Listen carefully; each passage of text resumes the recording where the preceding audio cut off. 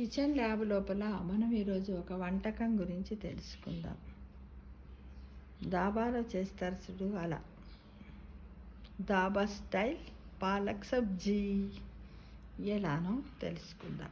కావలసిన పదార్థాలు: పాలకూర కట్ట 1, టమాటాలు 2, వేయించిన పల్లీలు 2 స్పూన్లు, వెల్లుల్లి రెబ్బలు 10, అల్లము కొద్దిగా, నువ్వులు 1/2 స్పూన్, ఇంగువ కాస్త, నూనె 2 స్పూన్లు, జీలకర్ర 1/2 స్పూన్, ఉల్లి ముక్కలు కప్పు, శనగపిండి 2 స్పూన్లు, కారము స్పూను, జీలకర్ర పొడి 1/2 స్పూను, లవంగాలు 5, పోపు గింజలు స్పూను, గరం మసాలా 1/2 స్పూన్.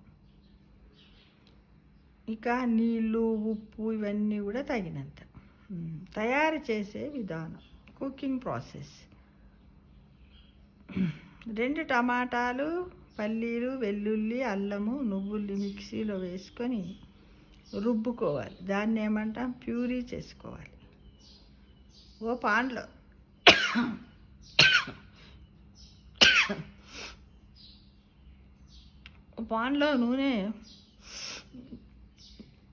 పాన్లో నూనె వేసి ఇంగువ, పాలకూర చేర్చి మగ్గాక దించి పక్కన పెట్టి ఆ తర్వాత బాణలిలో 2 స్పూన్ల నూనెలో జీలకర్ర, వెల్లుల్లి రెబ్బలు వేయించి ఇందులో ఉల్లిని వేసి బంగారు రంగులోకి మరిగాక శనగపిండిని కలపాలి.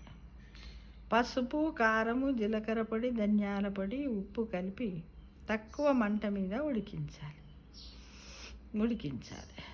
అంతా గుమగుమలాడుతుంటే టమాటా ప్యూరీని కలపాలి. అప్పుడు మనం ఏంటంటే కలిపి అవసరమైతే కాస్త నీటిని కలపాలి. కొంత అవసరం, ఎందుకంటే మనం రుబ్బినప్పుడు కొంత వేసుకున్నాం కదా, మళ్ళీ ఇవన్నీ రుబ్బాం కదా.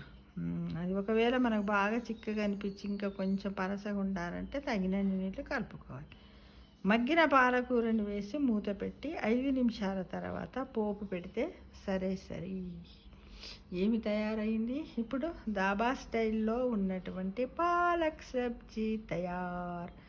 దీన్ని పూరీలల్లో కానీ, దోశలల్లో కానీ, చపాతీలల్లో కానీ, పూల్కాలల్లో కానీ, ఇక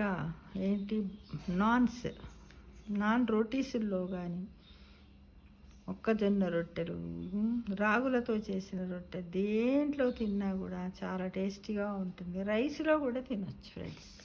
ఒకసారి ట్రై చేసి చూడండి, బాగుంటుంది. అది మీకే తెలుస్తుంది.